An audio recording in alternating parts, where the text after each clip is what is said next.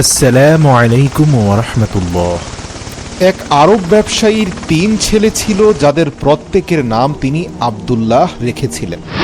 একদিন সেই ব্যক্তি মৃত্যুশয্যায় যখন উপনীত হল, তখন সে দ্রুত তার 3 পুত্রকে ডেকে ওসিহত করে বলল, আব্দুল্লাহ আমার মিরাসের সম্পদ পাবে, আব্দুল্লাহ আমার মিরাসের সম্পদ পাবে না, এবং আব্দুল্লাহ আমার মিরাসের সম্পদ পাবে। এই কথা বলার সঙ্গে সঙ্গেই কোন আব্দুল্লাহ কি পাবে সেটা ব্যাখ্যা করার আগেই তার রূহ কবজ করা হলো, তিনি মারা গেলেন।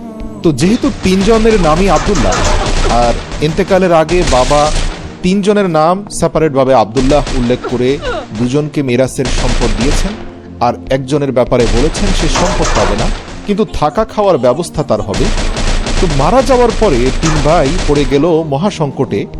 আসলে এদের মধ্যে কার ব্যাপারে বলেছেন যে সে পৈতৃক সম্পদ পাবে না, আর কোন 2 জনের ব্যাপারে বলা হয়েছে যে সে পৈতৃক সম্পত্তি পাবে? কেননা 3 জনের নামই তো এক, আর বাবা ব্যাপারটা একদম খোলাসা করেও বলতে পারেননি, শুধু তাদের নাম আব্দুল্লাহ আব্দুল্লাহ আর আব্দুল্লাহ বলেছেন। তো তারা এই ফয়সালা নেয়ার জন্য তৎকালীন আরবের কাজী, যিনি আসলে বিচার আচার করতেন মানুষের মধ্যে, সরকার কর্তৃক নিযুক্ত কাজীর কাছে গিয়ে তারা উপস্থিত হওয়ার সিদ্ধান্ত নিল। তো 3 ভাই শহরে কাজীর উদ্দেশ্যে সফরে বের হলো। পথিমধ্যে তারা এমন এক ব্যক্তির সাক্ষাৎ পেল যে তার কোনো এক হারানো জিনিস খুঁজে বেড়াচ্ছিল। তো এই 3 ভাই ওই ব্যক্তিকে জিজ্ঞাসা করলো, কি ব্যাপার ভাই, তুমি কি খুঁজছো? তখন সেই ব্যক্তি বলল, আরে ভাই, আমার একটি উটনি হারিয়ে গেছে এবং আমি তাকেই খুঁজে বেড়াচ্ছি। তখন এই 3 আব্দুল্লাহর প্রথম আব্দুল্লাহ জিজ্ঞাসা করলো, তোমার উটনির কি একটি চোখ কানা ছিল? সে লোকটি উত্তর দিল, আরে হ্যাঁ, আমার উটনির একটি চোখ তো কানা ছিল। এরপর দ্বিতীয় আব্দুল্লাহ জিজ্ঞাসা করলো, তোমার উটনির কি একটি পা খোঁড়া ছিল? সেই লোকটি তৎক্ষণাৎ উত্তর দিল, আরে হ্যাঁ, একদম ঠিক বলেছ, ওই এক চোখ কানা এক চোখ খোঁড়া, এটাই আমার উটনি ছিল। এরপর তৃতীয় আব্দুল্লাহ বলল, তোমার উটনির কি একটি লেজ কাটা ছিল? সেই ব্যক্তি আনন্দিত হয়ে বলল, একদম সব মিলে গেছে, ঠিক আছে, এবার আমার উটনি কোথায় বলো। এরপর এরা বলল, হ্যাঁ, আসলে তোমার উটনি কোথায় তা আমরা জানি না। এই কথা শুনে শহরের স্থানীয় উটনির মালিক ব্যক্তিটি প্রচন্ড ক্ষেপে গেল এবং তাদের 3 জনকে ধরে বলল, আমি নিশ্চিত তোমরা আমার উটনির খবর জানো, কিন্তু তোমরা গোপন করছো। তোমাদেরকে এখনই শহরের কাজীর কাছে নিয়ে যাব, যেন তোমাদেরকে আচ্ছা করে শাস্তি দেয়, আর আমার উটনিটা যেন বের হয়ে যায়। এরপর তারা কসম করে বলল, আল্লাহর কসম, আমরা জানি না তোমার উটনি কোথায়। ঠিক আছে, সমস্যা নাই, তুমি কাজীর কাছে চলো, আমরাও ওনার কাছেই যাচ্ছিলাম।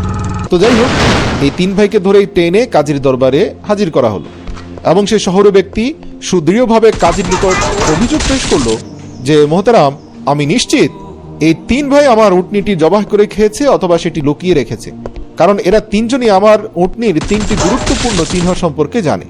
এখন অপরাধ লুকানোর জন্য এরা মিথ্যা বলছে। কাজী সাহেব পুরো বিষয়টি শুনে চুপচাপ কিছুক্ষণ ভাবলেন।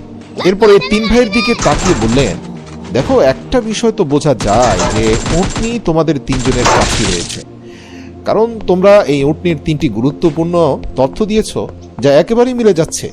তোমাদের জন্য ভালো হয় যে তোমরা অপরাধ স্বীকার করো। তখন প্রথম আব্দুল্লাহ বলল, জনাব, আমরা এই লোকের উটনিটিকে দেখিনি, তবে হ্যাঁ, এটা সত্য যে আমরা তার উটনির কিছু আলামত দেখতে পেয়েছি। তো এরপর কাজী সাহেব জিজ্ঞেস করলো, কি এমন আলামত দেখলে যে উটনির শরীরের 3টি গুরুত্বপূর্ণ চিহ্ন তোমরা বলে দিলে?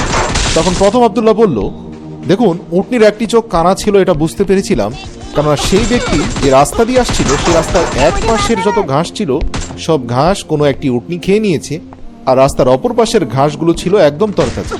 এর কারণ একটাই হতে পারে যে সেই উটনির এক চোখ কানা, সে শুধুমাত্র এক পাশের ঘাস দেখতে পেয়েছে এবং তাই খেয়ে সাবার করেছে, অন্য পাশের ঘাস সে দেখতে পায়নি।